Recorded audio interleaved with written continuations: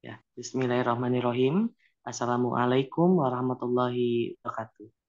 Waalaikumsalam. Halo, teman-teman semuanya. Kami dari kelompok 1 kelas Biologi C semester 7. Di sini kami ingin mempresentasikan mengenai penelitian kualitatif deskriptif. Adapun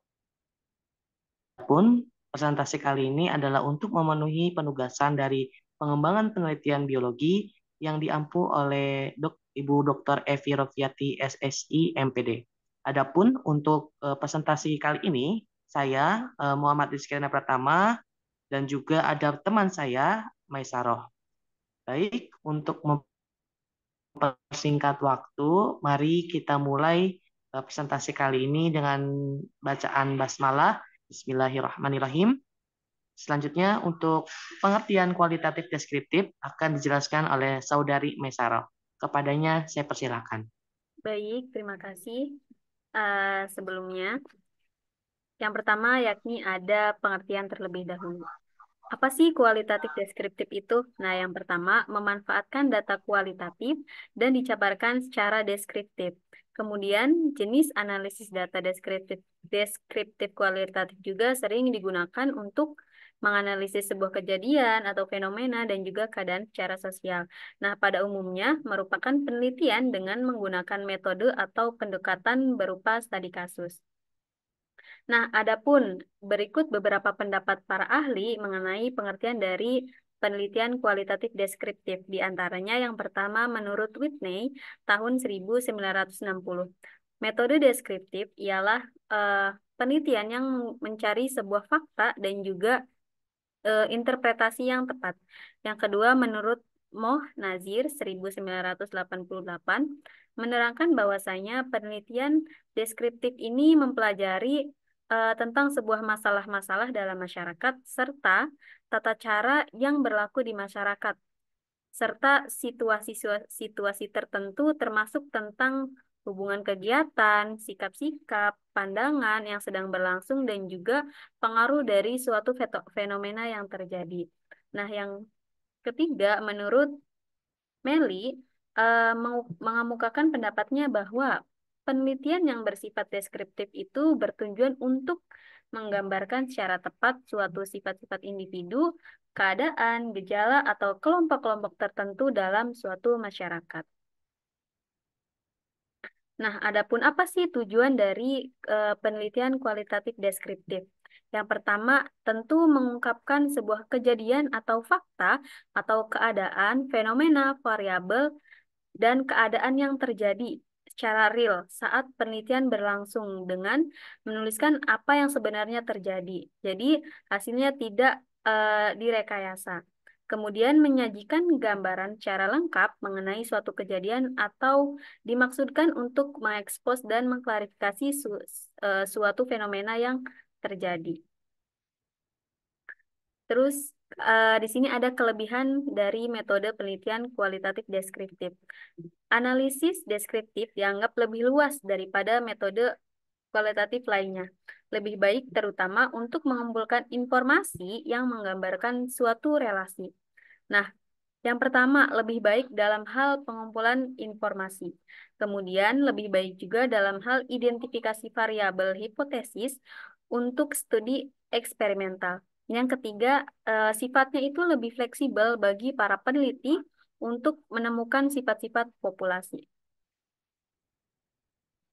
Mungkin itu saja yang dapat saya sampaikan. Kembali ke moderator. Ya, baik. Terima kasih untuk Saudari Maisaroh. Selanjutnya mengenai kekurangan kualitatif deskriptif akan disampaikan oleh saya sendiri. Ya, baik. Eh, untuk kualitatif deskriptif tadi yang sudah dijelaskan untuk kelebihannya, ternyata ada juga loh kekurangan dari kualitatif deskriptif. Yang pertama, kualitatif deskriptif ini menciptakan data yang subjektif atau tidak objek. Artinya tidak apa ya, tidak ya pokoknya untuk yang kualitatif deskriptif itu sifatnya subjektif atau berdasarkan sudut pandang dari setiap peneliti. Kemudian yang kedua, membutuhkan waktu banyak untuk pengumpulan data.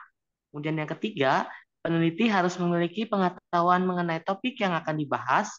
Dan yang terakhir, peneliti harus dapat mengidentifikasi poin data yang tidak terucap. Kemudian, selanjutnya,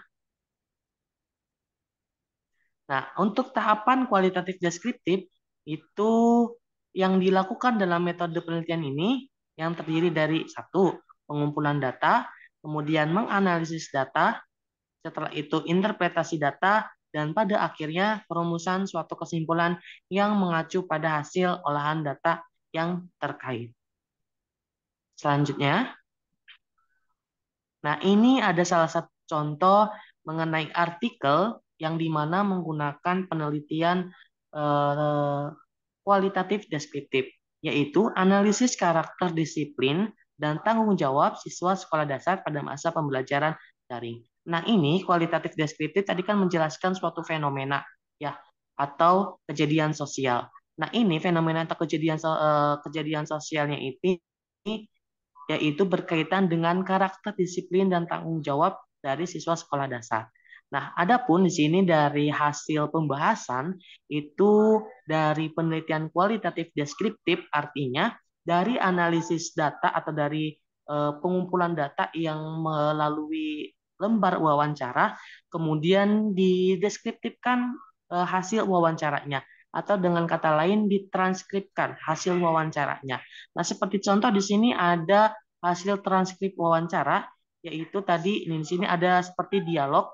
Ini artinya dari wawancara tersebut dideskriptifkan. Kemudian setelah dideskriptifkan, kaitkan juga dengan teori yang sehingga dari hasil wawancara tersebut bisa lebih relevan lagi terhadap teori yang ada. Nah, kemudian selanjutnya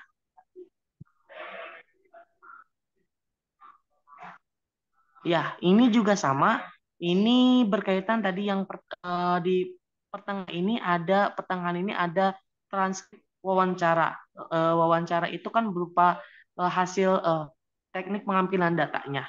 Nah, ini nanti ketika dalam penelitian kualitatif deskriptif dilampirkan juga hasil lembar wawancaranya atau transkripnya.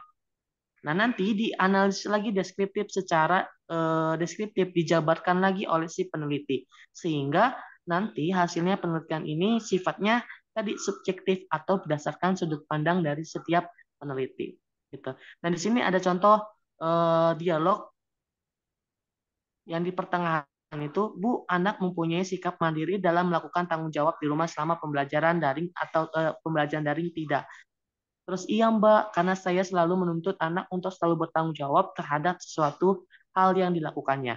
Nah ini merupakan hasil dari pengambilan data yang kemudian ditranskripkan, dituliskan secara singkat dan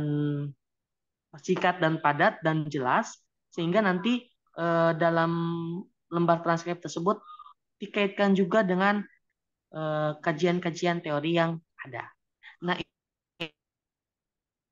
itu berkaitan dengan penelitian deskriptif kualitatif.